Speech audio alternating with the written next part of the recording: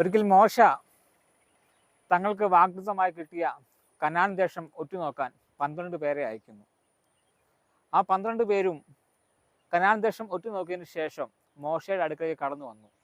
അതിൽ 10 പേർ ഇങ്ങനെ പറഞ്ഞു, അവിടെയുള്ള പ്രതിസന്ധി വളരെ വലുതാണ്, ആ ദേശം നമുക്ക് പിടിച്ചടക്കുവാനായിട്ട് സാധിക്കത്തില്ല.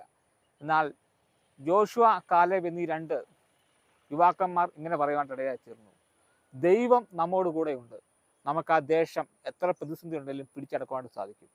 അതേ പ്രിയപ്പെട്ടവരെ, 12 പേർ പോയപ്പോൾ അതിൽ 10 പേരും പ്രതിസന്ധിയെ കണ്ട് പുറകോട്ട് മാറിയപ്പോൾ 2 പേർ ആ പ്രതിസന്ധിക്ക് നടുവിലും പ്രവർത്തിക്കുന്ന ദൈവത്തിൽ ആശ്രയിച്ചുകൊണ്ട് വിശ്വാസത്തിൻ്റെ വാക്ക് പറഞ്ഞപ്പോൾ ആ 2 പേർക്കും ആ ദേശം പിടിച്ചടക്കുവാനായിട്ട് സാധിച്ചെങ്കിൽ ഈ ദിവസങ്ങളിൽ നമ്മുടെ മുന്നിൽ ഉയർന്നു നിൽക്കുന്ന പ്രതിസന്ധികളെ അല്ല കാണുന്നത്, ആ പ്രതിസന്ധികൾക്ക് നടുവിലും ആ പ്രതിസന്ധിയെ തരണം ചെയ്ത് നമ്മളെ വിജയിപ്പിക്കുന്ന കർത്താവിൽ വിശ്വസിക്കാൻ തയ്യാറായാൽ തീർച്ചയായിട്ടും ആ പ്രതിസന്ധി അതിജീവിച്ച് നമുക്ക് മുന്നോട്ട് പോകാനായിട്ട് സാധിക്കും. പ്രതിസന്ധിയെ അല്ല നോക്കേണ്ടത്, ആ പ്രതിസന്ധിയുടെ നടുവിലും ജയം നൽകുന്ന കർത്താവിൻ്റെ മുഖത്തേക്ക് നോക്കുക.